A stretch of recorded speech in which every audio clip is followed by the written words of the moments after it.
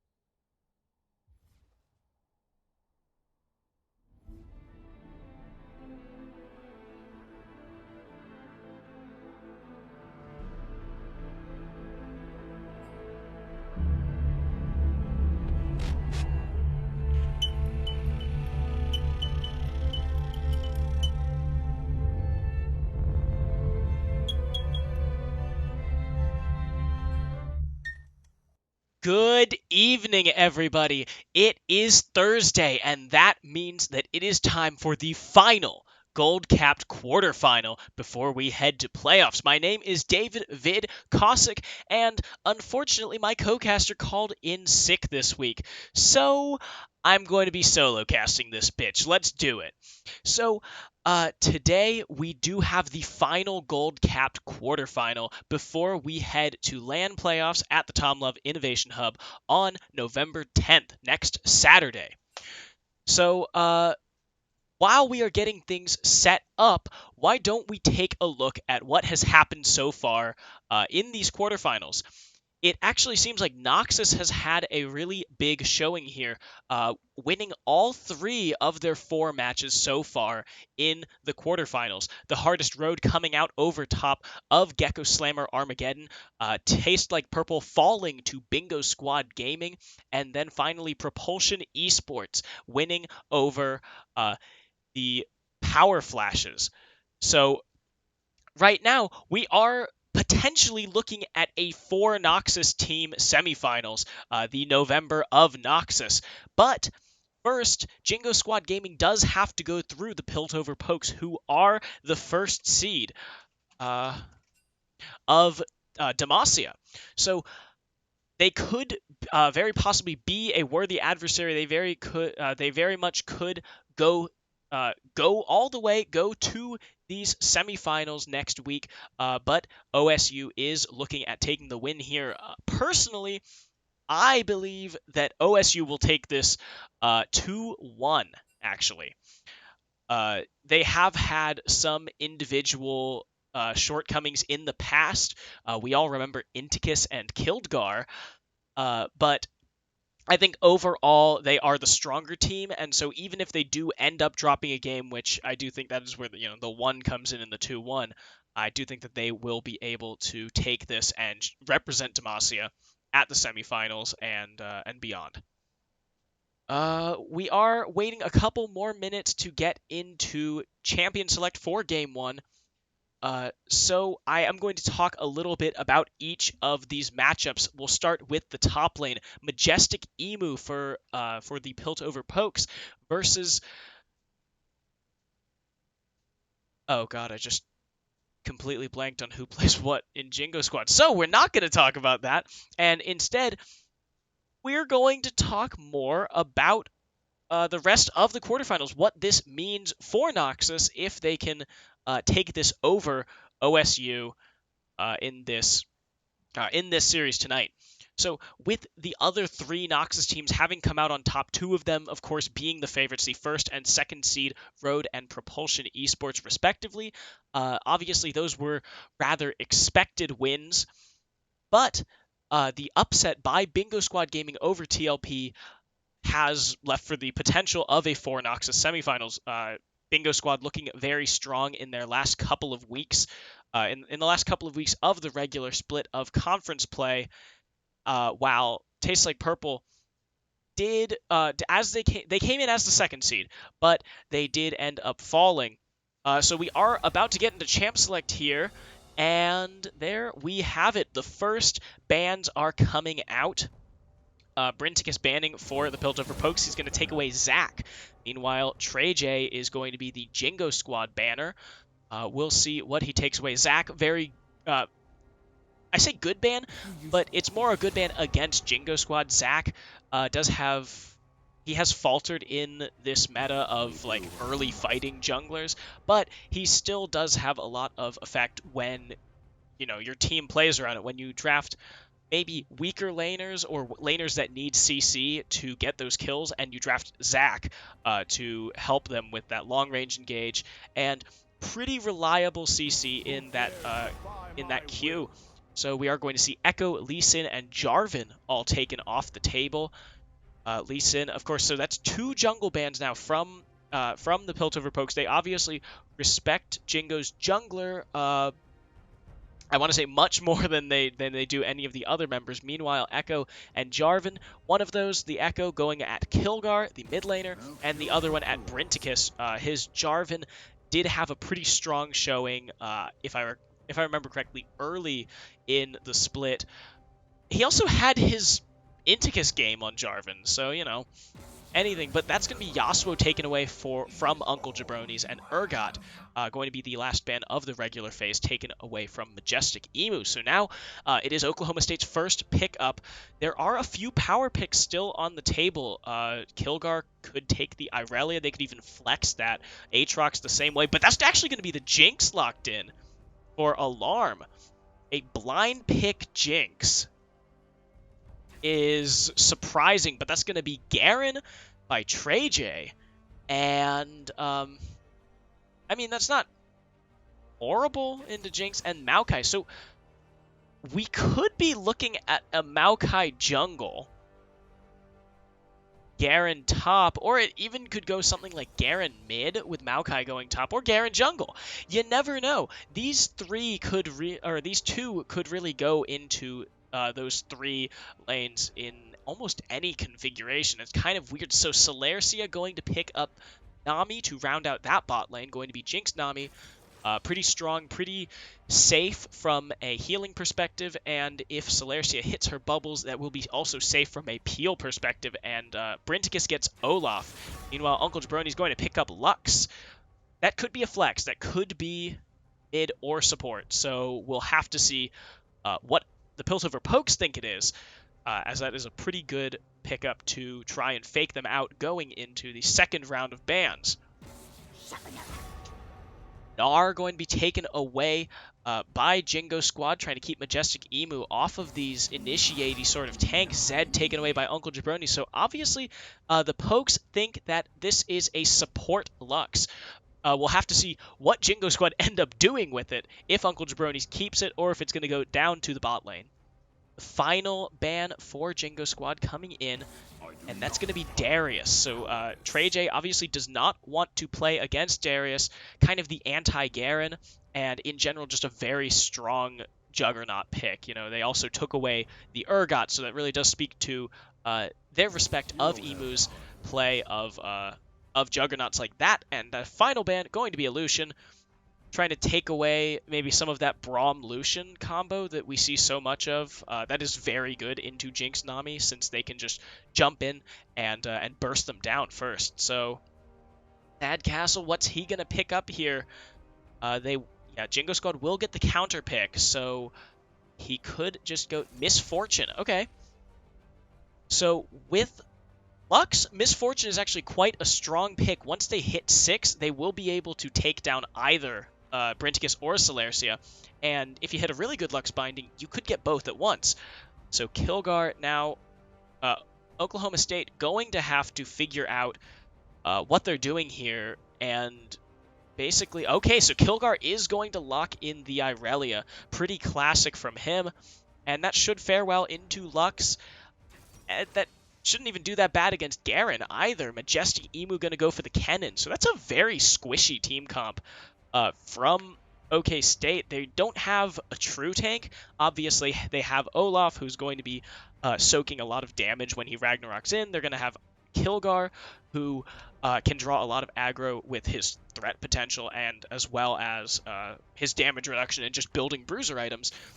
But they don't have a full tank, so that's going to be Swain locked in. That is a Lux support, I believe, unless it's Swain support. But no, that is going to be a Lux support. Okay, BJ97 does have Smite on, so we got to make sure that he is going to change that off, or else we're going to see a Smite Lux, which I'm not sure if that's a viable strategy. Sorry, BJ97 is the ADC. Thad Castle on Lux. So BJ97 still has to change off Smite. Is he going to?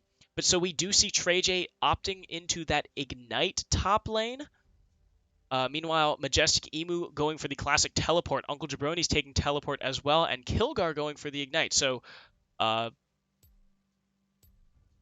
really, back and forth. So, opposite summoner spells in the opposite lanes. So that is going to be a Smite Misfortune. I don't know if that's an actual strat. Oh, nope, never mind. It just updated. It is not a Smite Misfortune. Not a Smite Misfortune. Don't worry. They're not trolling that hard. But we are going to be seeing we are going to be seeing Garen top into this Kennen. I do think Kennen should be able to knock around Garen pretty easily in the early game. You know, Garen doesn't really have that full tank potential that he does later in the game. So I think that top lane matchup should go over to Majestic Emu, and as long as he, as long as he builds AP, they should be able to win the team fights pretty handily, especially since you can split push with Kennen on the side, and since he has teleport, he can teleport in and join team fights, whereas Garen cannot. So someone's going to have to match that Kennen, and you would automatically assume it's Garen, but since he doesn't have teleport, they might even have to send Swain top, which I think would be more detrimental to Jingo Squad's team fight than it would the Piltover Pokes. I do like Jingo Squad's team comp more, however. They do have a lot of catch potential. They've got Swain Never Move, they've got Lux Binding, and Maokai Ultimate all together, plus the AoE from Misfortune Bullet Time. Did the event already happen? No, this is live. This is all live, and next week, next Saturday, so a week and 2 days from now, is going to be the LAN semifinals, where we will see the Hardest Road, the Bingo Squad Gaming, and uh, and Propulsion Esports, along with the winner of this series. 50 seconds left in the spectator delay, and I am running out of things to talk about. I think I covered the bot lane matchup. Mid, Swain should have the edge early. Just since Irelia is a melee into a ranged, so yeet! Irelia is melee into ranged, so Uncle Jabronis will have a pretty easy first 2 levels, maybe 3 levels, whereas Kilgar is going to have to play pretty defensively until he gets his Blade Surge.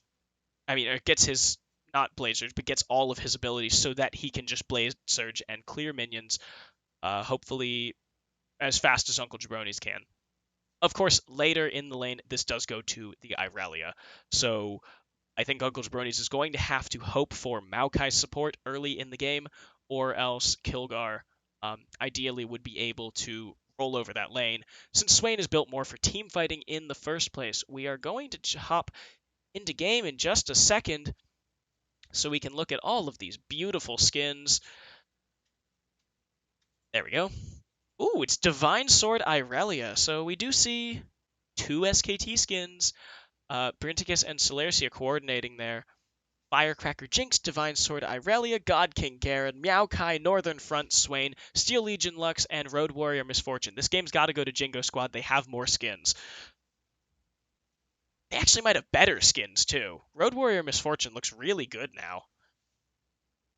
After she got her splash art update, that does look really awesome. I don't like Steel Legion Lux, though. Divine Sword Irelia looks nice. And the 2 SKT skins, might actually even it up. So I don't know how that's gonna go. We do know that Alarm certainly doesn't know how to pick a winning team. Fnatic all the way. So pretty regular runes. Dark Harvest Misfortune. Even though they nerfed that in the early game, it's still probably her best skin or best rune. Predator Olaf makes sense. Again, with the Dark Harvest nerfs, it's not nearly as strong early, and so Predator is just better in general, and it's basically always been better on Olaf. Last time we saw Divine Sword Irelia was Wing Nation against GSM. That's true. That is true. So if Kilgar can go off in a Wing Nation-esque game here against Jingo Squad, I will be pleasantly surprised. This is taking forever to load. Majestic Emu, fix your toaster.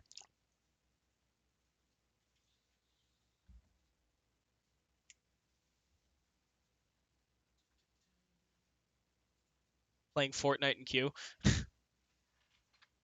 Alarm's playing Fortnite in queue. No, it looks like Majestic Emu's playing Fortnite in queue. His computer can't load fast enough.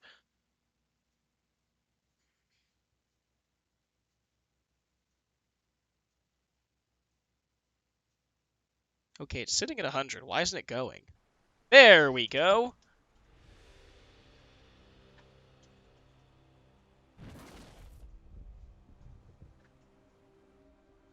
Chat's off. Okay, so we are... Okay, now we're into game. Both teams loading up. This is going to be the first of the quarterfinal games between Oklahoma State Piltover Pokes and Jingo Squad Gaming. So, they rearranged the scoreboard for a half second. Already we're getting all of the emote spam. But on the blue side, we do have the Oklahoma State Piltover Pokes, Majestic Emu in the top lane on Cannon, Brinticus in the jungle playing Olaf. In the mid lane, we have Kilgar on Irelia, and the bot lane, OSU Alarm and Celercia playing Jinx, Nami. On the other side, their opponents, Jingo Squad Gaming, XT Trey J playing Garen top, Thugs Bunny in the jungle on Maokai, Uncle Jabronis playing Swain mid, and in the bot lane, BJ97 and Thad Castle. Misfortune, and Lux. So we do have pretty standard starts. Everyone spamming their emotes. This is a high-stakes game. Uncle Jabroni's going to move forward, take a little bit of damage from Majestic Emu. He gets some pings on him, and they know that Cannon is in that brush. They did not see Kilgar, however. DJ97 going to ward there, and now Celercia and Alarm know. They get a missing ping there, but everyone moves back to their respective buffs, and the game is going to start off pretty much bloodless. Kilgar dodging that.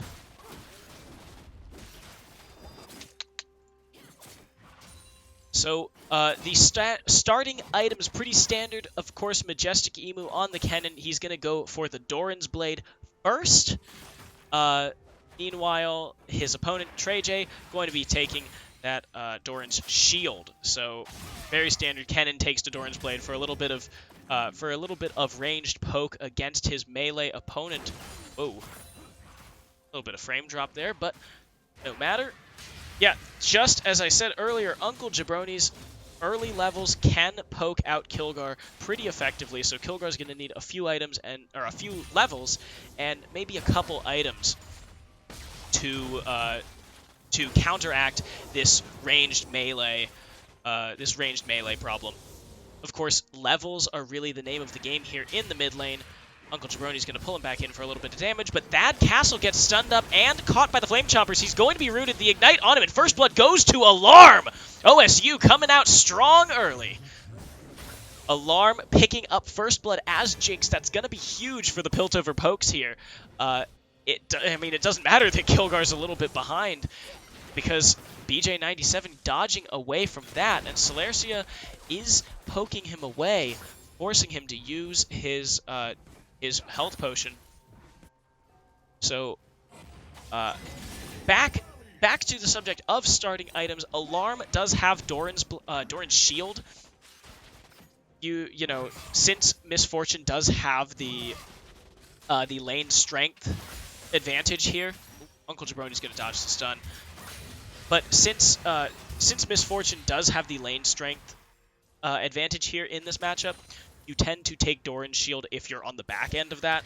So the shield, just to make sure that when you get poked out, you regain a little bit. You know, you do a little bit extra damage to minions. It's great for ADCs who do have low base AD. All of them have low base AD, but it's much easier to farm that way. You don't have to put yourself out in front nearly as much.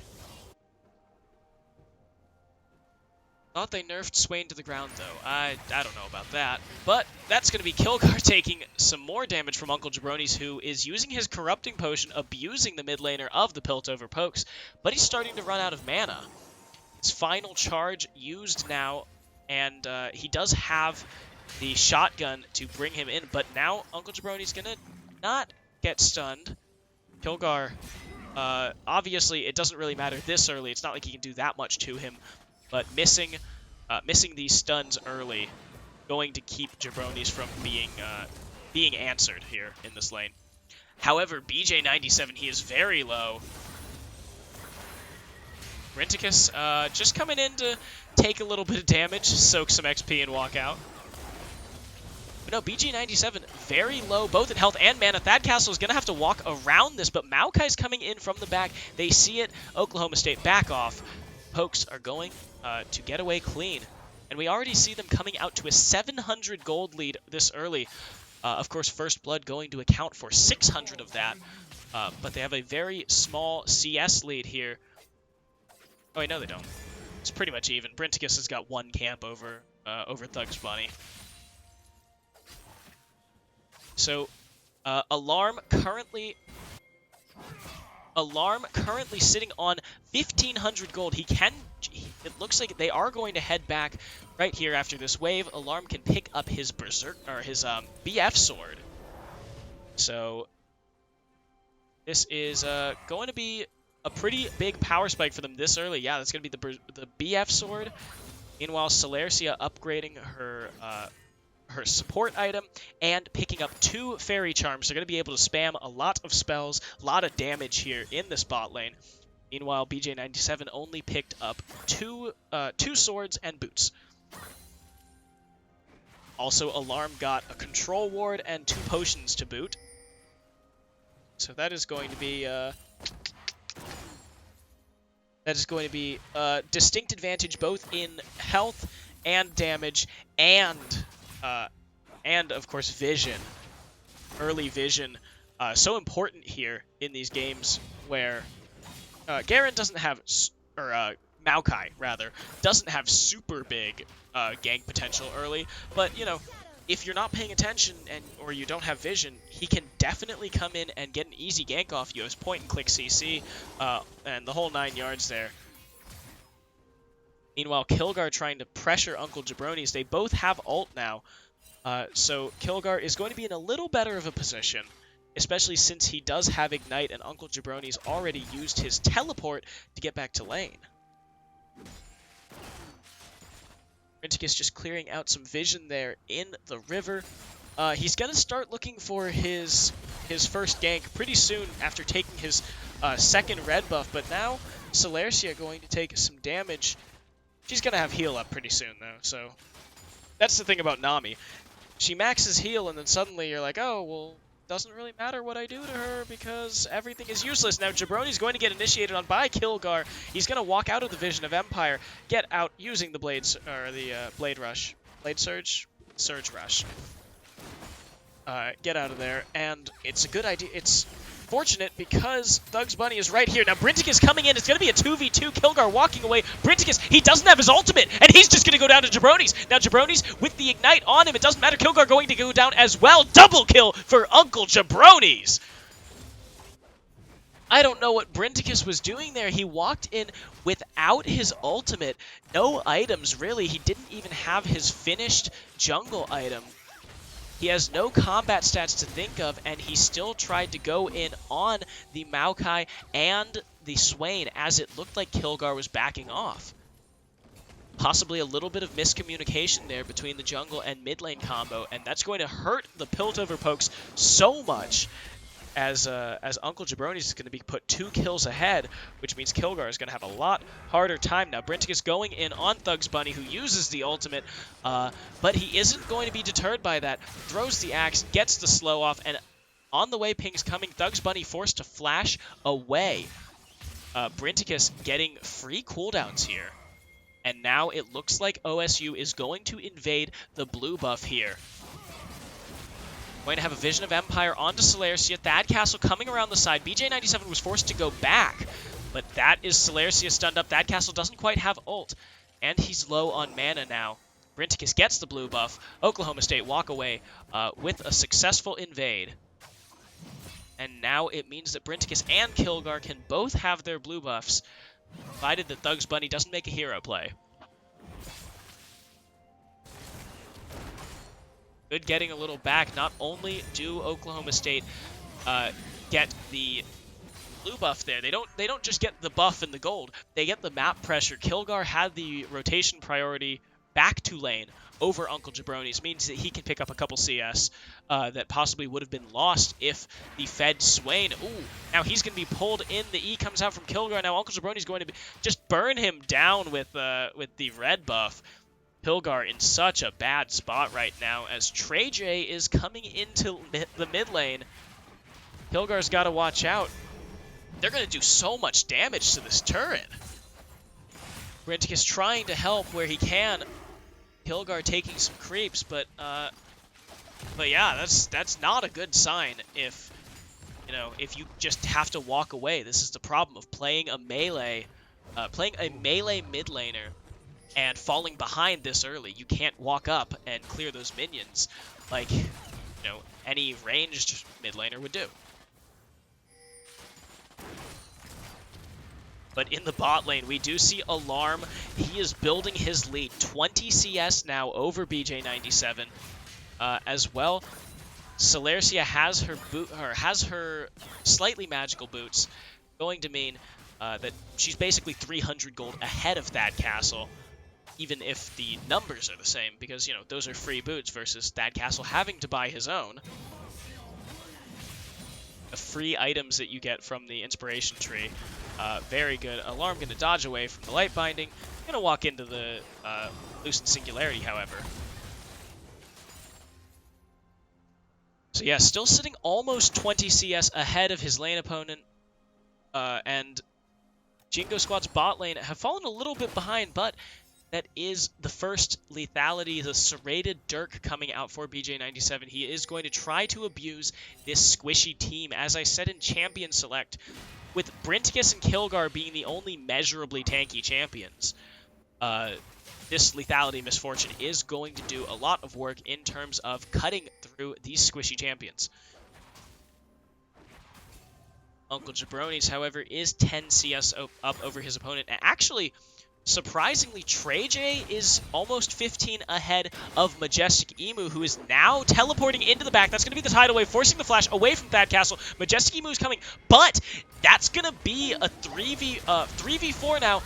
Majestic Emu pulled in on. That's going to be the oh, but he doesn't use the ultimate. They don't need to. Brenticus gets the kill. Now Kilgar and Jabroni's going at it 1v1. Jabroni's going to get some significant damage off. Brenticus did use his flash here, but BJ97 flashed and healed. Thad Castle flashed. And Jabroni started the teleport before it was interrupted by Kilgar. So the teleports are even across the map, and so many summoners were burned for Jingo Squad in that fight, which they lost. The gold is back within 300, but that's going to be red team taking the first turret. Kilgar flashing away. Uncle Jabroni's, though, he's too strong. Majestic Emu isn't going to flash forward, but Jabroni's going to be stunned. Now, Majestic Emu might be in trouble if Jabroni's moves forward. No, he doesn't have the flash to do it. Brenticus getting a little close, but Uncle Jabroni's going to walk away with a kill and the first turret. He is an absolute monster here in this mid lane. Kilgar even going for a wit's end first. He's got to respect all of the Swain damage. Uncle Jabroni's 3-0. He's got 2 stacks on his Rod of Ages at 13 minutes. So he is going to be by far the biggest win condition that Jingo Squad has. Let Jabroni's carry, take these fights where he's in them, and he and his ultimate will do the rest. The wit's end for Kilgar.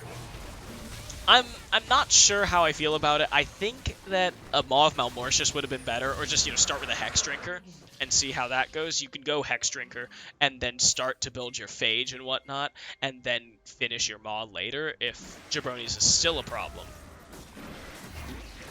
But now Brenticus going to try and use. Did BJ97 just used his ultimate without Alarm and Celercia really there? So if they are forced to take a fight here, BJ97 might have accidentally thrown this 2v2 away. The bullet time, just such a strong tool to use if you can catch a light binding or something. Or, in the case that Alarm is basically stationary, you don't have that much mobility as Jinx. If they can blow the flash, the bullet time would be a very strong advantage for them to take here. but Thug's Bunny is sitting over the other side of the wall. He does have a Blast Cone and ultimate, so if he goes over, could spell defeat for the side of OSU. But no, he's going to show himself, not going to use the ultimate. And Kilgar is reduced to E-ing the minion wave so that he can get CS here, so...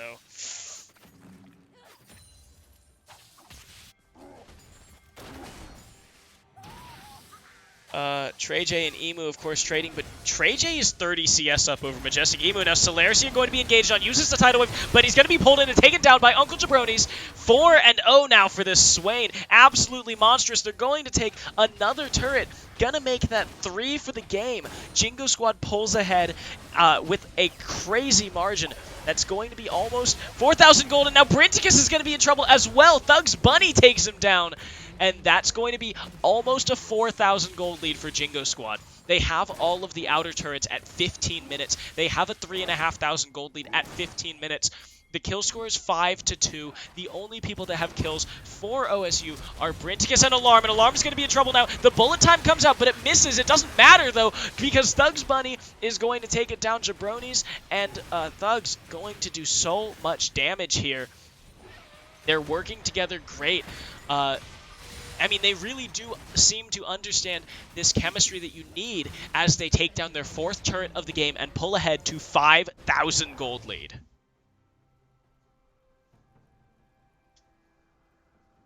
Great call there by Jingo Squad. They knew that they could pick off one person. They chose Solarcia and then rotated back to take the turret, and that's when Brinticus overstepped. Getting a little bit too close, forced to pop the Ragnarok, but that was after they had almost already chunked him all the way down. So now with 5,000 gold in the favor of Jingo Squad, and I mean, Baron's not even up on the map for another 3.5 minutes. They are going to have to push their leads in the top and mid lanes to try and get some of these inner turrets, because the inhibitor turrets are just too hard to break at this stage of the game. Going to have Merc Treads coming out for Kilgar. He's really trying to go all in on this magic resist to try and stop Uncle Jabronis, but I don't think there is much stopping. He's going to have magic penetration now. Double pen items between the Oblivion Orb and the Sorcerer's Shoes. And now they're going to use the Rift Herald in the bot lane, trying to get something back here. Alarm and Brinticus are down there, and now Majestic Emu might be in trouble. He's going to have to use the Slicing Maelstrom, and if he gets hit by anything, he might be going down. Going to be the bubble coming out onto Thug's Bunny, but TreyJ is in the back. Emu doesn't have flash to get away. If he runs him down and he has flash to do it, he could just justice him into an early grave. Kilgar can't even clear here. And now as Brinticus and Alarm come back, that's going to be the Predator and the Ghost Pop. Thad Castle might be in trouble. Flashes away. Now Thug's Bunny is caught. He's going to go back onto Majestic Emu, but he's going to go down. The bullet time not doing enough damage.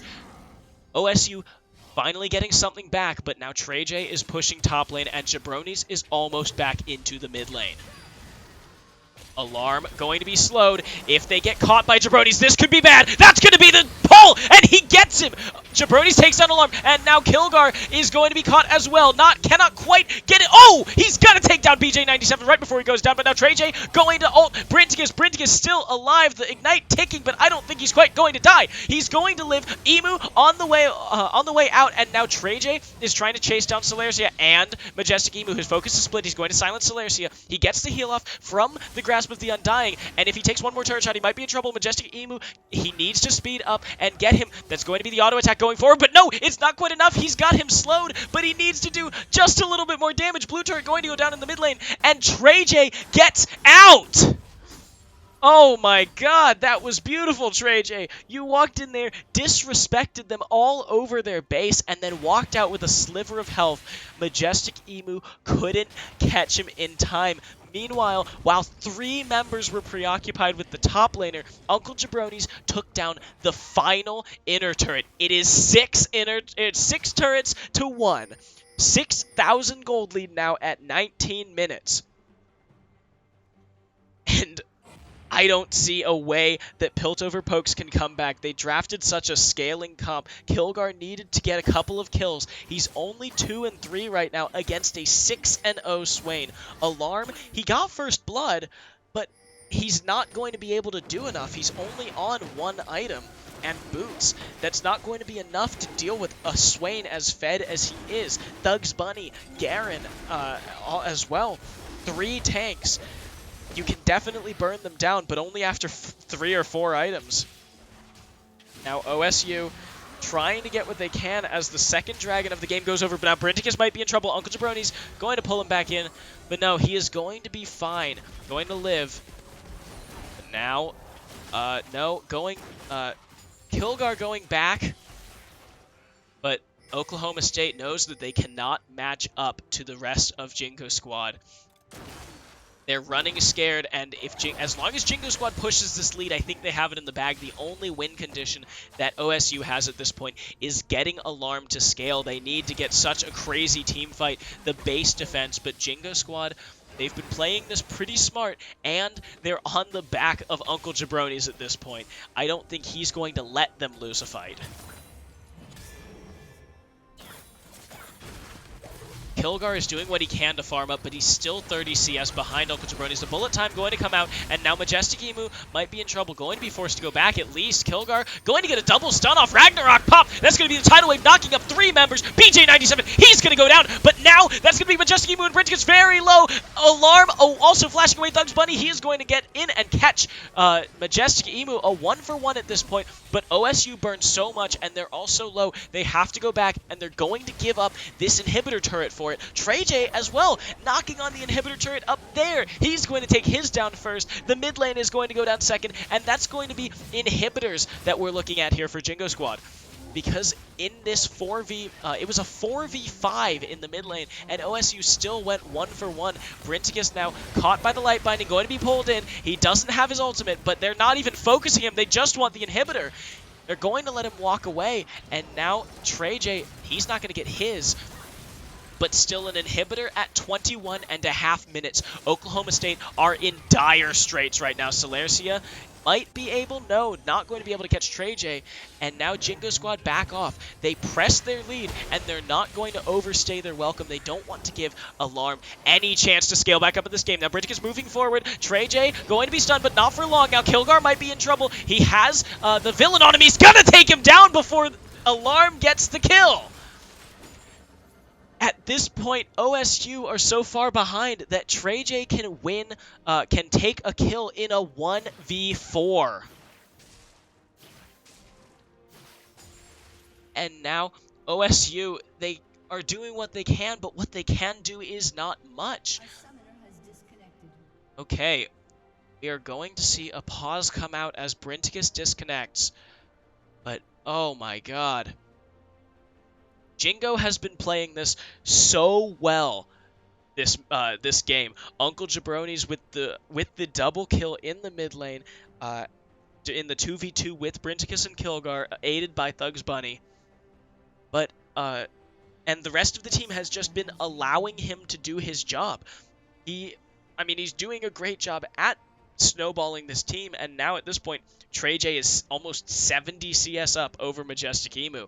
He has 2 items to Majestic Emu's 1.5. So then we see Thugs Bunny is actually a little bit behind Brinticus in CS, but that doesn't really matter. Olaf needs items to do damage. Thugs Bunny just needs to stay alive, and he can do that when he is not the biggest threat in the game. I'm actually going to flip back over to the camera screen for a minute until they unpause, just in case the map state just in case the map state is revealed, but I don't think it is. I think the game actually pauses in real time, so they actually paused at 25:31. I'm sorry, I don't have the costume. I was supposed to cast Lan in it, Psycho, remember? Not quarters. And also, I didn't get enough good reacts to that picture. So yeah, 10 kills to 6. Even though the kill score isn't that big, it's 9 turrets to 1, a 9,000 gold lead for Jingo Squad Gaming. Oh, there we go. We're going to see play coming back now. And let's go back. So Brinticus did have some connection issues, but we are going back into the game. Blue buff being taken by Uncle Jabronis. So basically the next course of action here with 2 inhibitors open and the mid lane 1 down, either Jingo Squad could just go, they could try to triple inhib them here and then head back and go for the end with super minions pushing, or they could take the safer option, fight this Baron, probably, almost definitely win. They would have to make some wild misplays to lose this Baron and lose a fight. They're going to go for it, just 4-manning it. And OSU, I feel like they know that it's happening, but they don't know what they can do about it. Meanwhile, Trey J is going to be heading to the bot lane to try and take down that inhibitor. Yeah, OSU is just too slow on the rotation for this. It's going to be down to 1,000 health, and now Thugs Bunny going to take it. Are they going to fight it right now? Kilgar, Bridges is going to be pulled in. That's a Ragnarok, and now all of the ultimates are coming out, but that's going to be Bridges going down, and now Kilgar as well. Thugs Bunny is still alive now, but Majestic Emu going to go down. That's a double kill for the double up, and now that's a clean ace for Jingo Squad Gaming. They're running it down. They don't need anything else to win this game. They have Baron, they have minions, and now they are going to take this game 1 handily over the Piltover pokes. The Nexus turret's going down. OSU is gonna have to rethink their strategy, or else this is gonna be it for them, and it's gonna be Noxus in November as Jingo Squad takes the game and moves up to 1-0 in the series. Whew! 25-minute win for Jingo Squad Gaming as they take the game. I'm gonna award the player of the game to Jabronis here, 7-0 and 6, starting it off 2-0 and only snowballing it from there. His play was just absolutely spectacular, outplaying Kilgar, outplaying Brinticus, and then using that lead and snowballing it beautifully into a win for his team. So now I am going to take a quick break as they set up the next game. We're going to see if Piltover Pokes can take this to game 3, or if we're going to see Noxus in November. Don't go anywhere.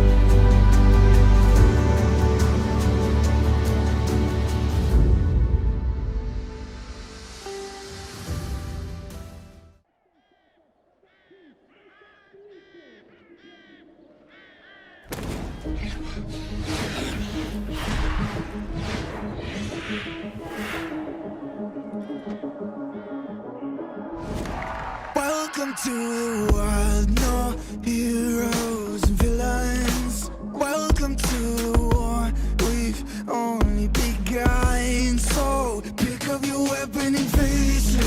There's blood on the ground, go and take it. You get one shot.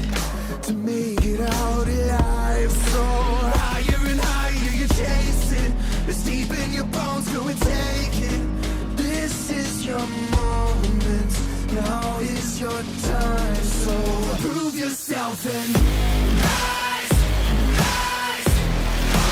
Make them remember you. Rise, push through heaven. Rise, rise. They will remember you. Rise. Welcome to the climb up. Reach for the summit. Visions brave, the one falls, steadily the end. So higher and higher you're chasing. It's deep in your blood, go and take it. This is your moment. Take to the skies, go. Prove yourself and rise, rise. Make them remember you. Push through heaven. Rise, rise. They will remember you.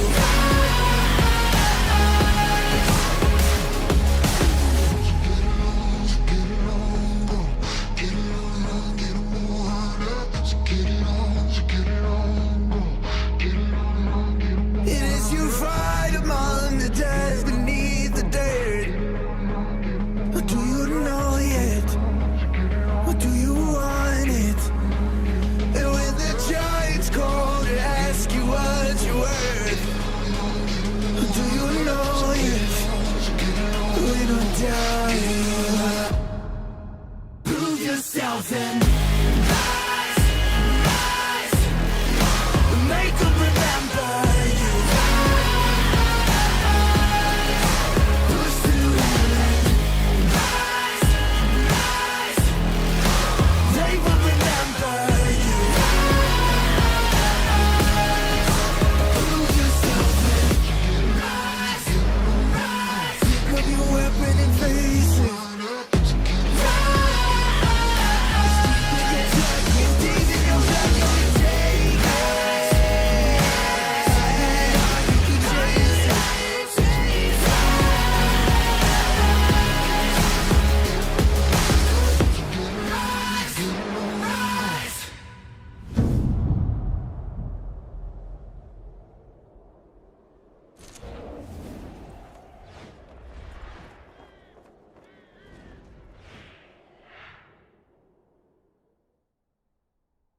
Damn, that's a cool video.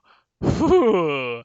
So, we are back for Game 2 between the Piltover Pokes and Jingo Squad Gaming. We just saw Jingo Squad go up 1-0 over the Demacia first seed, trying to prove Noxus as definitively the stronger conference here.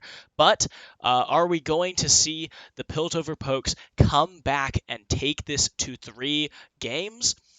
We are going to find out in just a little bit as they get ready for the next game in the series. We're going to be heading into Champ Select very soon. Sorry. Seems like Piltover Pokes have a just have a little bit of a delay, but I don't know. What are we going to talk about? The last game, there wasn't that much to talk about. I mean, even though Alarm got first blood in the bot lane on Jinx, something that should be able to scale up and carry the game, we saw Brinticus and Kilgar lose that 2v2 so disastrously to Thugs Bunny and Uncle Jabronis, putting Jabronis at 2-0, which then Kilgar, he didn't really seem to know how to respond there. He built a Wit's End, which I have to question just because, it's not a great item. You're not going to be auto-attacking Swain all that much when you're trying to stay away from him, namely.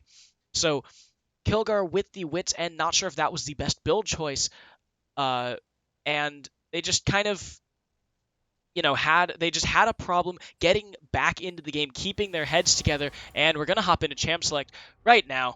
That's going to be Jingo Squad on the blue side, Piltover Pokes on the red side, a reverse from what we saw in the last game. And it seems like Oklahoma State has switched up their pick order a little bit. Brinticus was first pick last time. but now it is Kilgar first pick. I don't know. This could be a drafting strategy, or if they have all the champions, it could just not matter what order they go into. Urgot gonna go away for Jingo. The Piltover Poke's going to take away Zac, very similar to what we saw last time. Jingo did ban Echo first, but now they have not banned Echo. They banned Jarvan, which they did last time, and then the Urgot, which was targeted at Majestic Emu. Seems like Oklahoma State isn't changing up their bans all that much. Zac and Lee Sin, two banning Thugs Bunny. But are we going to see an adaptation to what happened last game? Echo going away for Jingo Squad. Obviously, they have no problems with what the Piltover Pokes played last game. But will the Pokes respond? The Swain got scary. They didn't seem to know how to play around it. The Misfortune wasn't super bad, but, as they got him back, the Garen actually going away, what XT TreyJ played in the last game. I guess they seem to have a problem with, how hard Garen won over Majestic Emu's Kennen. I'm not really sure how Kennen is, but that's going to be a Zed locked in. XT TreyJ going to pick that up, presumably for Uncle Jabronis, and now Kilgar gets the counter pick here. Assuming this is a mid Zed, I don't know where else you would send him, but now the Piltover Pokes get to pick up something, they get the counter pick, and they don't have to reveal anything that huge about their other lanes and open themselves up to other counter picks. Kilgar going to take Lissandra, so that's an interesting one. We saw it in both games of Hardest Road versus GSM, where Meristematic played it both games, I believe. But they did pick it up as a flex. They did want to. They wanted to be able to adapt. Now Alistar picked up for Celercia, something a little tankier. Yeah, something a little tankier than last time, than Nami from last time, and now Lux Morgana locked in. So one of these is going mid, unless Thugs Bunny is pulling out the Morgana jungle. So what are we going to see in response by Brinticus? Are they going to complete their bot lane, or are they going to pick up a jungler so they can start to pinch Thugs Bunny? That's going to be the Pantheon hovered and the Pantheon locked. So this should be Brinticus playing Pantheon jungle. It's something we saw a whole lot of, actually, in OKLCS last split, namely by the jungler of Eyes Low, and his name escapes me. But we did see that, and then a lot of other teams picking that up in response, because it was a very strong pick. The Darius going to be banned away for Jingo Squad. It looks like they're just going to do the same 5 bans. Meanwhile, the Maokai going away for Oklahoma State. I'm not sure how much I like that Maokai ban. I would have preferred to see Swain banned away. Maokai can be bullied very easily, especially with someone as strong as a Pantheon. Someone as strong as a Pantheon who can, just duel really well early. He just wins so many of these early skirmishes, and as long as they draft a good top laner, or possibly mid laner, Lissandra still being able to be flexed, but as long as they draft at least one very strong lane, they should be able to knock around a Maokai. And instead they're leaving up the Shen, or they're leaving up the Swain, but ooh, Poppy going to be picked up for Majestic Emu, so that is going to be a Toppy Poppy. Meanwhile, BJ97 hovering Warwick for Thugs Bunny. Is he going to lock it in? Are we going to see Wee Woo come out? We are! I wonder if they fixed that spectator bug, where you see all of the global effects, and Scion hovered, so it is going to be a Lux Morgana bot lane. That's a lot of pick. That's a lot of pick, but it's also a lot of squish. And since Alarm has his pick of supports, or pick of ADCs, Celercia and Alarm could look to abuse this. Is he gonna pick Twitch?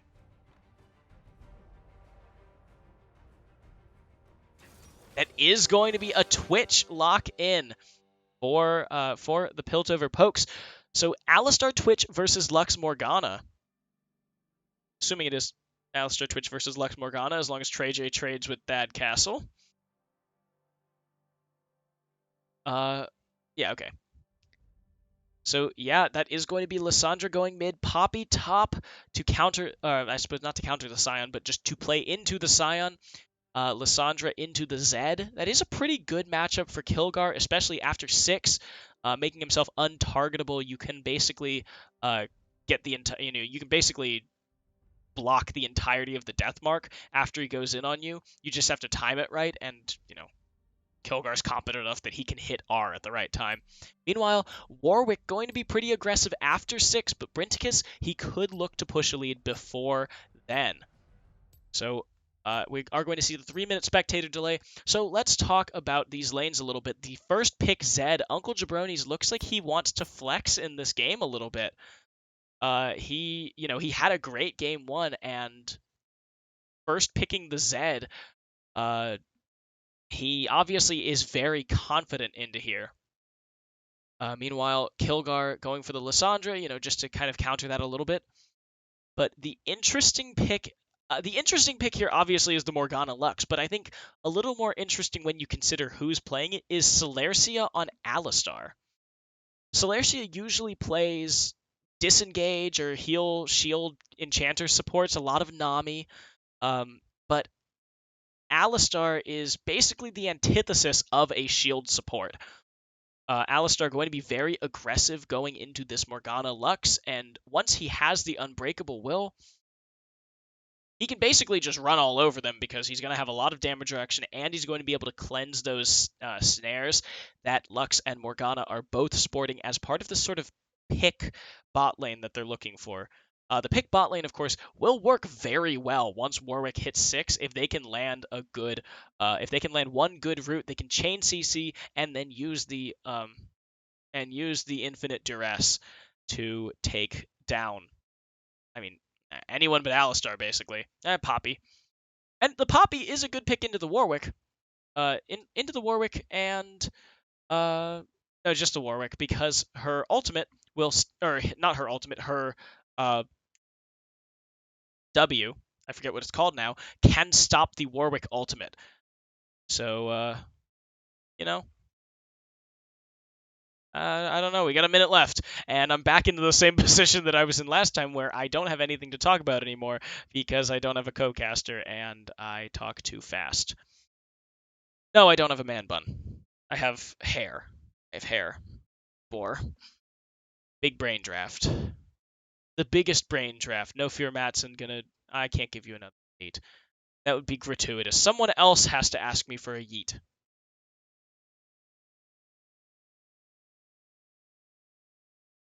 38 seconds left on the spectator delay. And so it is double teleport coming in for Oklahoma State. Yeet the Zed pick? Oh, hey, look, it's a Zed pick. Yeet! Double teleport coming in for OSU. Lissandra and Poppy both sporting it, so this is going to be more of a map-focused play for them, as well with the pseudo global from Pantheon. And even Twitch getting the camouflage and move speed, he's going to be a lot faster getting these rotations off. So the Pokes very well might be able to play this from a macro perspective and then just kind of hold it until late, where Twitch will just rip through the enemy team. And as we go into the loading screen, I want to see them skins. Give me the skins. We're going to see Warmonger Scion, Grey Warwick, interesting. Shockblade Zed, Bewitching Morgana, and Steel Legion Lux. On the other team, we're going to have Blade Queen Lissandra, Moo Cow Alistar, Dragon Slayer Pantheon, Scarlet Hammer Poppy, and Samsung White Twitch. So this is a 10-skin team. Boom. But now we are in the game, where we will now see if it... Oh, wait a minute. Did I... Oops. Hello, you can't see the loading screen. You're right. I'm just more beautiful than the loading screen. Plus, the game hasn't even started. It's frozen. Da-da-da. Ba-ba-ba. My face is beautiful. There we go. The game's finally there. It was frozen for a little bit. Now we are going into the second game of this series, Jingo Squad versus OSU. XT Trey J in the top lane for Jingo Squad, Thugs Bunny on Warwick in the jungle, Uncle Jabroni is playing the first pick Zed mid, and in the bot lane, the Morgana Lux combo, BJ97 and Thad Castle piloting them. Meanwhile, on the side of the Piltover Pokes, Kilgar playing Lissandra,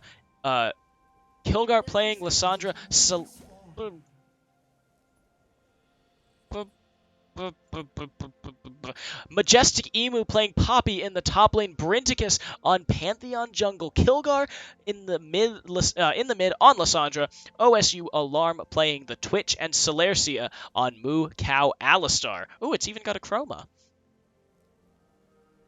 So yeah, the name of this game for the bot lane is Dodgeball. BJ97 and Thad Castle want with all their heart, soul, mind, and body that to catch someone with a binding. Alarm cannot be caught by a binding or he will die. Celercia should not be caught by a binding or she will lose a lot of health. And if Thugs Bunny comes in after he hits level 6 and a binding is on someone, that's an easy hit with the ultimate. I think this is a very disrespectful draft. There's so many ways that this can go wrong for Jingo, but they're up 1-0, and I suppose that they just want this. Thugs Bunny taking his red buff. Meanwhile, Brinticus going to take his blue. And I wonder if we are going to see some early jungle 1v1 skirmishes. It doesn't really look like it, since Brinticus seems like he's going buff Scuttle, and Thugs Bunny is going to go buff to Wolves. Buff Scuttle, I guess. Oh, but no, that's actually going to be the early level 2 gank onto Thad Castle. He's going to jump in, stun him down, and Thad Castle takes half of his health there. So good job there early by Brinticus, making sure that he adds some pressure early to the game. That is something that he is going to be much better than Thugs Bunny at. That's going to be something that he is going to be much better than Thugs Bunny at. Obviously, Warwick not really going to be useful until he hits level 6. But Brinticus, on the other hand, on the Pantheon, he basically has gank pressure from level 2, and now he is he gets the bot side Scuttle Crab, and now he might be able to go onto Uncle Jabroni's. He's coming in on the bot side of the mid lane, going to jump on him, get the stun, but he is going to take a significant chunk of damage there, a little more than I would have thought. Celercia getting the cannon. Good job. Oh, BJ97 is support, right. Majestic Emu, on the other hand, staying even in CS against Trey J. And now Alarm caught, but now Thad Castle going to regret it a little bit, but Alarm gets caught again. Luckily for Alarm, Celercia's passive is going to keep him healed up pretty well, and now Brinticus might be in trouble. That's going to be the smite coming out. Thugs Bunny actually takes it, and it's going to be the 1v1. The level 2 versus level 3, but Brinticus looks like he's winning it. Again, that early strength. Thugs Bunny going to get out with his life and with his red buff. Brinticus, on the other hand, he does not have a red buff now. He just lost a significant amount of jungle pressure, finally gets level 3 off of the Raptors. But he's going to have to figure out a way to get that back from Thugs Bunny. The flash forward by BJ97. He might have overstepped his bounds a little bit. The Ignite's going to come out onto him. Going to be stunned up if Celercia can get in there. But no, not quite. Gets rooted. And BJ97 gets out with his life, but not with his flash. Celercia using Ignite there to force that out. Uncle Jabroni's going to go in on Kilgar. That's going to be the Aftershock, though, trying to keep him alive, forcing the flash away from Jabroni's. Kilgar going to live with a sliver of health and a sliver of mana. Majestic Emu knocked up by Trey J, but if he has his shield, yeah, he's going to get the Grasp of the Undying off, but Trey J gets the Soul Furnace as well. Thad Castle is very low on mana here. Has the Doran's Ring, but not sure if he's going to be able to stay in lane much longer. Kilgar just used teleport to get back to lane, but Uncle Jabroni's doesn't have any summoners at all, so I mean, that's basically a wash, right? But now Warwick is here. Alarm and Celercia. Celercia going to get caught up. Thug's Bunny gets the fear off onto Celercia, who flashes away, but it's in vain. First blood goes over to BJ97. Yeah, not respecting, Warwick doesn't have that much early pressure, but if you're just standing there, he can definitely beat you, and you can't even bop him away because of that black shield. Great play there by the bot lane of Jingo Squad with the assist from Thug's Bunny. It is 1-0, 1,000 gold in favor of Jingo Squad, thanks to the 10 CS that they have in the top lane, the 10 CS that they have in the jungle, and the 8 that they have in the mid lane. But Alarm is still a little bit ahead of Thad Castle, as well as having the summoner advantage, or actually no summoner advantage since Celercia just flashed. But BJ97 going to get a couple of Fairy Charms. Now Majestic Emu going to take a little bit of damage from TreyJ. Majestic Emu getting the grasp of the Undying off with his auto attack, with his enhanced auto attack, rather than with the regular auto attack is pretty good for him. He gets the healing when he really needs it, but also doesn't. But he also doesn't have to risk getting in range of TreyJ. That's going to be the engage from Majestic Emu, going to get a bunch of damage off onto TreyJ, probably going to force this Undead guy back, but Brinticus is coming in here, going to force the ultimate, even though he uses his own Predator for it.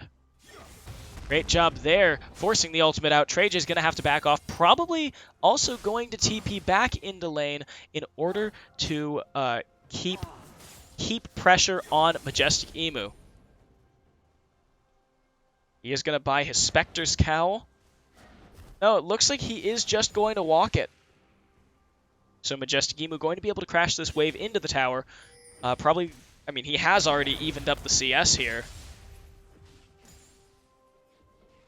And now the bot lane of Jingo Squad has evened up the CS in their lane as well. So this is a very good thing. And now Kilgar engaged on by Uncle Jabronis. But that's going to be the dragon going over to Thug's Bunny. Alarm is so low.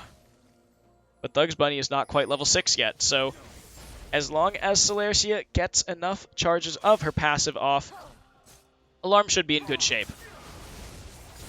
And now, Uncle Jabronis is 6, has that death mark. Actually, 7 now has that death mark.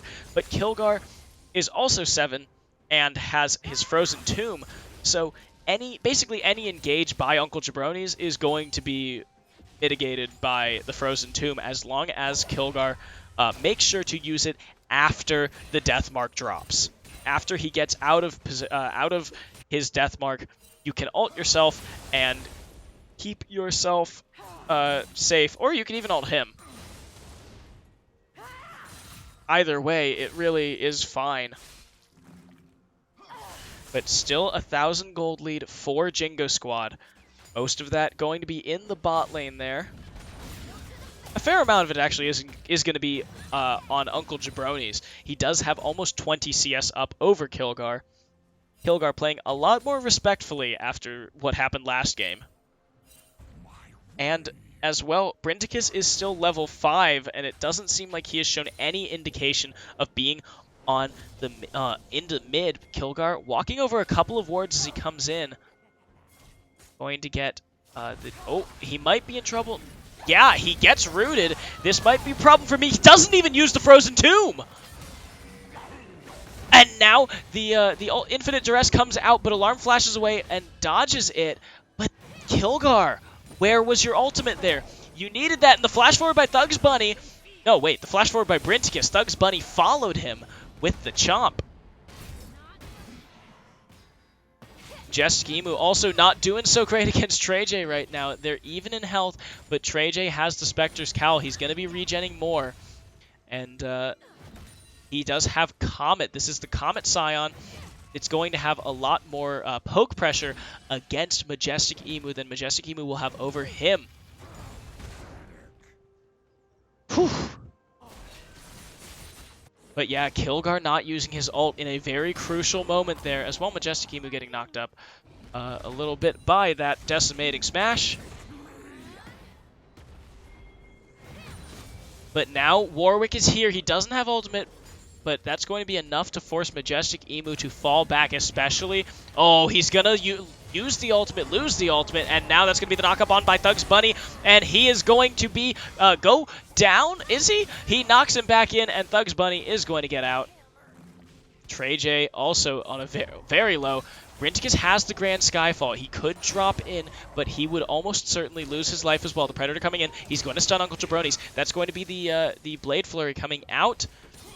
But now the Death Mark is on him. He doesn't have the stun, and Uncle Jabronis is going to solo kill Brinticus. Uncle Jabronis first picking the Zed, BMing the opposition, but so far it's worked out. He's had pressure over Kilgar the entire game. It just seems like on an individual level, Jingo Squad can and will outclass Oklahoma State. It's going to be a hard fight back. They're already 2,500 gold down, and now with BJ97 in the mid lane, even zoning Kilgar off of his own CS, I'm struggling to see any reason that Demacia would be stronger than Noxus. Noxus strongest conference confirmed. As well with this Infernal Drake, Jabronis and Thad Castle are both going to scale so much harder. 8% more damage is going to go so far when you're talking about Zed, who can regularly get almost 500. Oh, but now Thad Castle might be in trouble. He's going to be stunned, pulled in. That's going to be the ultimate coming out. Infinite Duress. It's going to hit two members with the Finale's Funkel. And now Trey J is in as Brinticus goes low. Brinticus goes down. Celercia flashes away. It's a double kill for Thugs. And now Celercia has given herself up. Jabronis going to take down the cow. 3 for nothing and a tower. It seems like Oklahoma State is beaten. The first turret goes down, and that's 5,000 gold at 12 minutes, even faster than last game. Majestic Emu doing what he can in the top lane, but the rest of his team is all dead. Their turrets are all gone. Now Jingo Squad is trying to take an inner turret, and with Uncle Jabronis coming over the side, he has the death mark. He could take out Alarm if he's so pleased. Celercia is there, however, with the Ignite. 3 members. If Jabronis gets a little ambitious. Now knocked up. Brinticus gonna go down, and Jabronis is about to get out, but no, the Ignite gonna take him down. Celercia taking the kill credit. 8-1, however. And now Kilgar has to do something up here, but no, he just goes back. He just cedes all of that pressure. It was a 1-for-1, but they also lost an inner turret. They're 5,000 gold down now. Majestic Emu can't do enough in this top lane. My God, Oklahoma State, pick up the pieces. Show a little life. Trey J going to take that ward, and he's actually behind in CS for the first time in a while. The dragon coming up now. It's gonna be a Mountain Drake. So, but we're going to see Jingo Squad back off. The Pokes have to figure something out here. Celercia going to get, nope. That's going to be BJ97 zoned off by the Alistar. The moment that the Black Shield went down, he was going to be in a world of hurt if he didn't back off. But come on, Piltover Pokes, you gotta pick up this dragon. It was handed over to you, basically.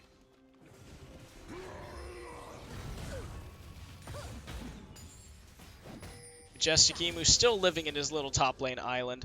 Neither turret has gone down, but his is definitely a lot lower. And Jabronis now taking the red buff with impunity. There isn't even vision around there to help the Piltover Pokes stop things like this. And Brinticus, he doesn't seem to know what's going on. He's 0-3-1 in this game so far. The Pantheon early aggression not working out after he got counter-jungled by Thugs Bunny, had the red buff stolen away from him, and didn't get anything out of it there. He didn't manage to counter-jungle him back. We're not seeing enough aggression from this early game pick of the Pantheon to try and help get these laners ahead.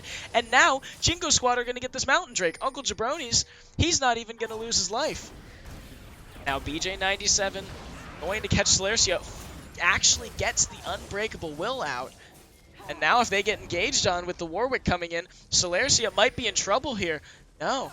gets out of the way of the Dark Binding. And Majestic Emu and Trey J are still in the 1v1 of the ages. But they might just have to seed this. That's going to be the death mark coming out. Double kill. 2 kills over there. And now Uncle Jabroni's might actually be in trouble. He's going to be hit under tower. Brinticus gets the kill, but loses his life. And now they actually keep Jingo from getting the turret on this push. Alarm is here. Hopefully, we'll be able to farm, or to clear some of these minions, but no, it doesn't quite look like it, because Thad Castle, BJ97, and Thugs Bunny are going to pick up the 3rd turret of the game and push this to a 7,000 gold lead. They're going for the inner turret now. Celercia on her way to try and stop it. Kilgar also running there, and Brinticus, but none of them have the mobility. They don't quite have the speed to get there before the minion wave is down, and they're 1 minion wave away from taking this. The BJ97 might be in trouble. The flash forward by Kilgar, but he can't quite get in range. BJ97 not going to get stunned up, but Brinticus gets the stun. He's going to channel that, and now Thugs Bunny stunned up Brinticus. He flashes away, but Thugs follows him. He's going to take the kill. Now BJ97 might be in trouble, going to go down before the ultimate can come off. Now Kilgar, he's going to try and get away from Thugs Bunny, uses the Zanya's Hourglass, and that's a shutdown by Majestic Emu.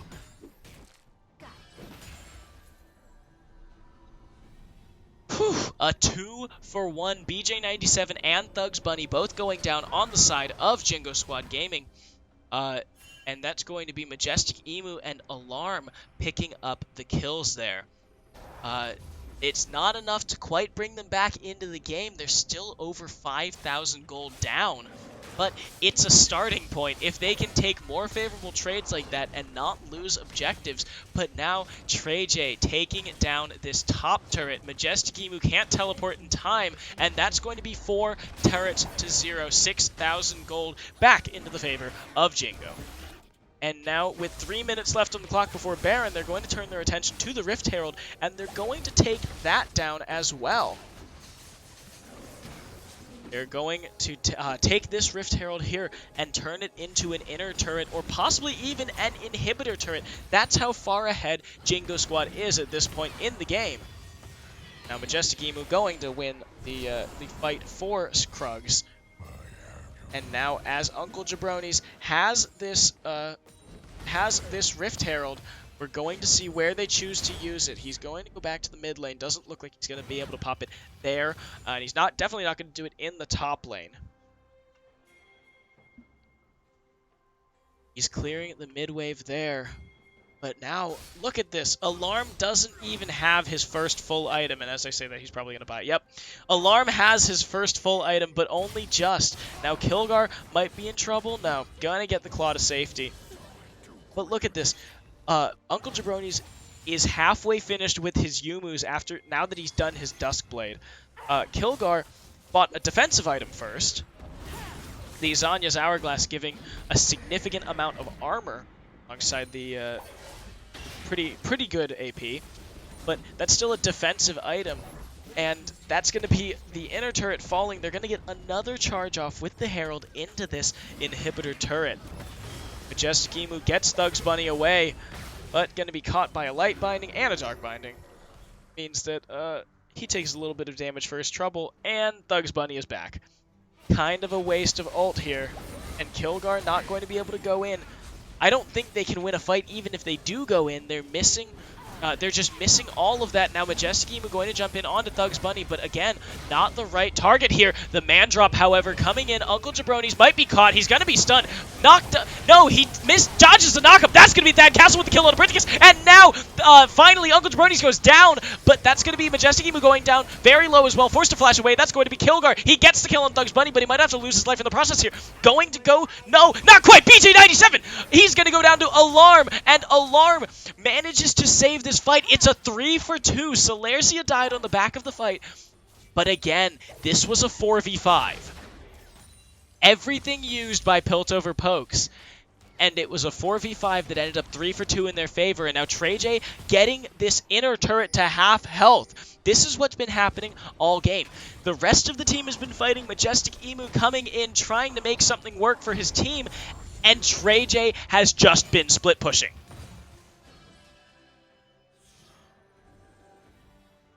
honestly, even though the gold said that this was an OSU win, I don't think it was. TreyJ just got so much damage off on that turret. It means the next person to go over there can basically blow on it and take it down.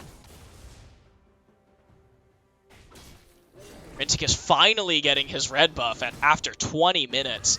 After Thugs Bunny and Uncle Jabroni's both stole it. Celercia trying to clear out Baron Vision. This might be the only time that they actually have a chance.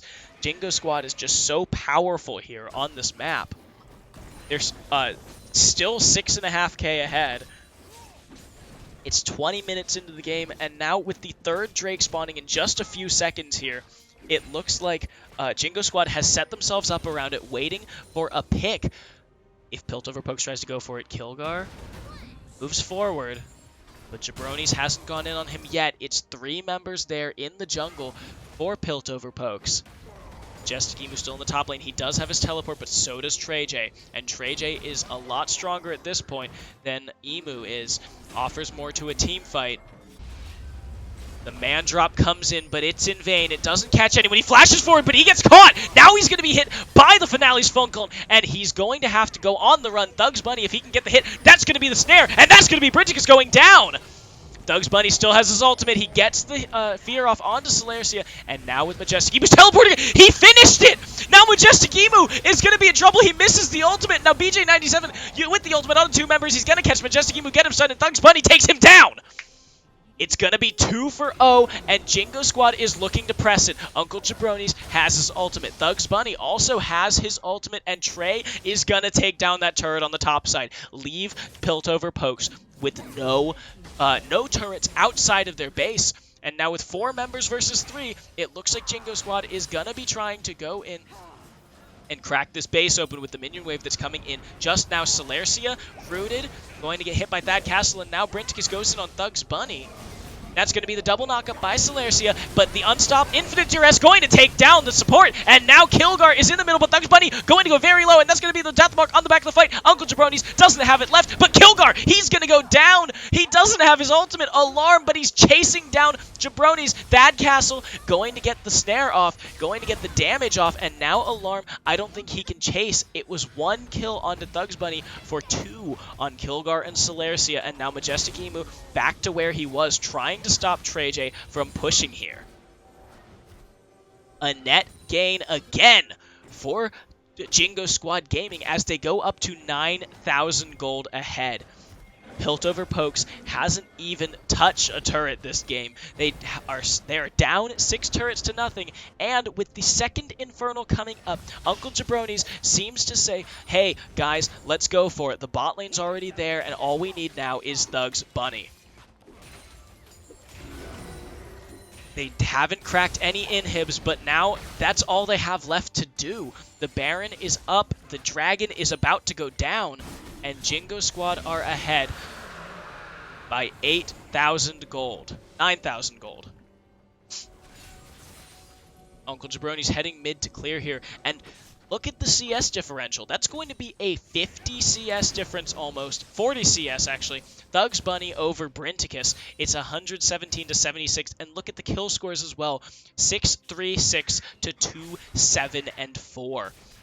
Thugs Bunny has just managed to use his team's lead, get his team ahead, and then use that lead so much better than Brinticus. And Thugs Bunny had a much, he had a power farming jungler.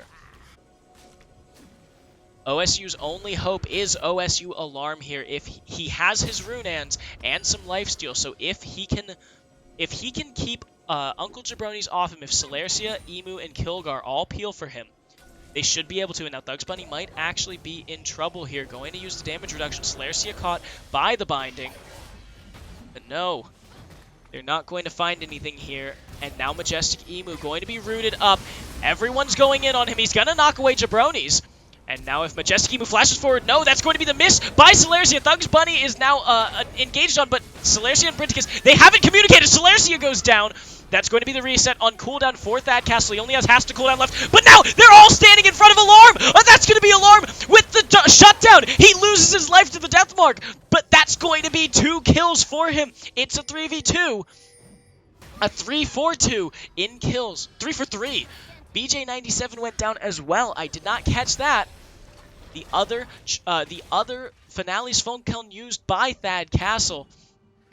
Majestic Emu is back, in the Baron Pit, clearing vision as Kilgar tries to stop Trey J from pushing, but he has to get in there to do it.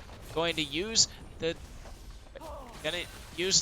okay, he clears it, and that inhibitor turret is so shaky at this point. It's so low, and again, Trey J 0-0 and 2. He hasn't contributed anything in these team fights, but to say he hasn't contributed to the team would be a bald-faced lie. He has been their map presence here. The other side of the team is drawing the entirety of the Piltover pokes to them, and Trey J is just saying, okay, I guess I'll just take this turret then.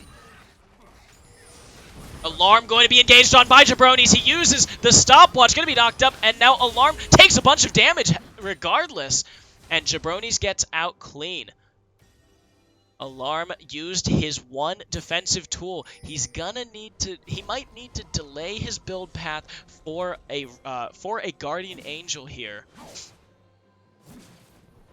Otherwise, you would want to go for possibly more attack speed or just go straight for the Infinity Edge. But we see those on the way pings by the side of Jingo Squad Gaming. They're gonna start it. They've got it down to 10,000 already. It's 4 members there. And now the teleport by Trey J means that it's going to be a clean 5v5, something that Piltover Pokes hasn't taken this game. Kilgar going to try and go in behind, doesn't take it, and that's going to be all of them focusing Trey J, but Celerity and Majestic Emu are very low already. Majestic Emu going to stun up Trey J, but he's moving forward. I don't think he can afford to do that. He's going to move forward into the middle of them. He's going to go down. Thad Castle is unstoppable. Celerity going to go down as well. Alarm doesn't have any. No! He takes down Jabronis, and now Thug's Bunny is on Alarm, but Alarm has some healing. No! That's going to be the ace. Uncle Jabronis and Thad Castle both go down to Alarm, but that's 5 members dead for Piltover Pokes. It's a 10k gold lead. They don't have Baron. They don't need Baron. They're going to crack this base wide open as the top Nexus turret goes down and they try to go, or the top inhibitor turret goes down and they try to go for the inhibitor itself. It's BJ97 and Trey J up here. As Thug's Bunny cracks open the middle inhibitor, they're going to get this one before Majestic Emu and Celercia can come back up. But with 5 seconds left on Brinticus, 10 left on Kilgar and Alarm, you have to wonder if Jingo are going to back off. They break open the middle inhibitor turret.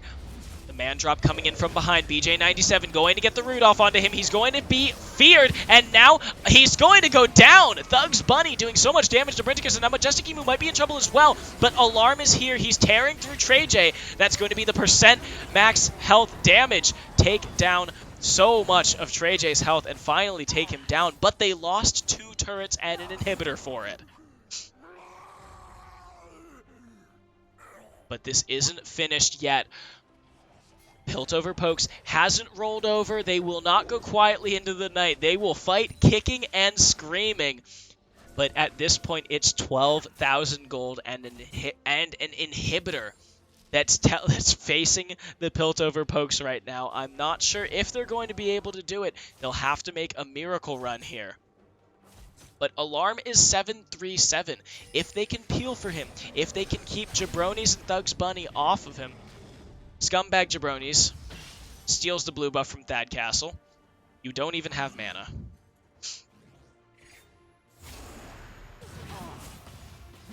Majestic Emu and Kilgar clearing up here. Now in 20 seconds we get the last Elemental Drake of the game. And what's it going to be, actually? Let's check. It is the 3rd Infernal. If Jingo Squad gets this, this is almost unequivocally a 1 game. Just having that much extra damage, but now Alarm is going to be in trouble. The Ignite drop down onto him. He's going to have the Guardian Angel to keep him alive, but now he's not going to have that in the next team fight. You have to know that you can't even step out of your base for a second with a Zed that fed that you don't have any vision of.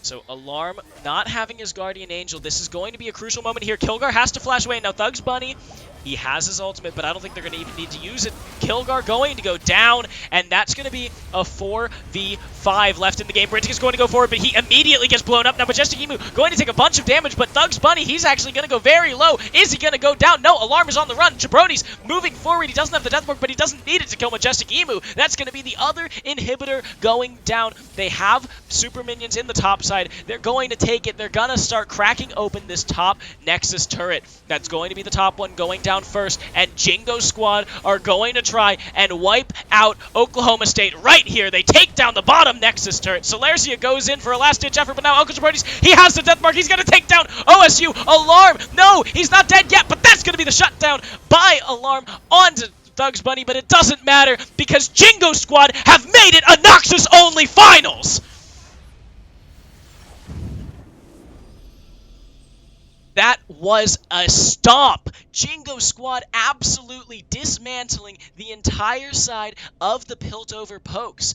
And with the Piltover Pokes, all they could do was just try to stay in the game. They were never really ahead. I mean, Jingo squad just unequivocally proved that they were the better team. And now for a second, let's see if we can get a quick interview from one of the members of Jingo Squad Gaming to just see how they feel after such a big win, propelling them to the semifinals at the Tom Love Innovation Hub in Norman, Oklahoma. Da-da. So while we wait to see if we can get an interview with one of the winners, we are going to just talk about that game again. Just Jingo Squad knew exactly what they were doing going into that game. They first picked the Zed, just decided that, okay, we're going to make your ADC's life hell. Okay, we're going to actually get an interview with XT Trey J himself, the top lane mastermind. And let's see.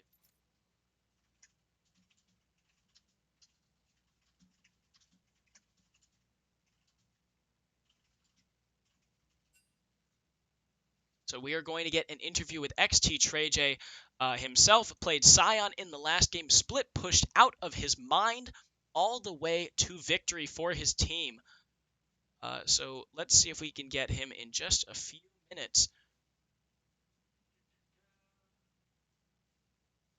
But yeah, Jingo Squad, they walked in with a plan, and they absolutely broke through the entirety of OSU. They knew what they were doing with that draft. They were going for pick and team fight there with BJ97, Thad Castle, Thugs Bunny, the Morgana, Lux, and Warwick. And then with Scion split pushing in the top lane, even if they lost out on kills, they would always win in map pressure and turret score. They perfect turreted. I think they perfect turreted. They might have gone 10, but regardless, OSU didn't touch a turret. Thank you. Thank you. Good fucking shit. Dude, you guys are like actually wild. Oh my god. Dude, like I knew you guys were gonna win, but like that shit was crazy. Hey, Like, hey, Joey. That's exactly up? what I'm talking about. I You love want it. to piss off? I'm doing an interview with the winner here.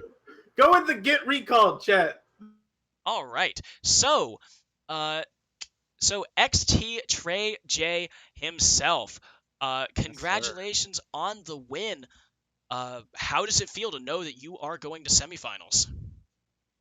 You know, we like to just have fun as a group.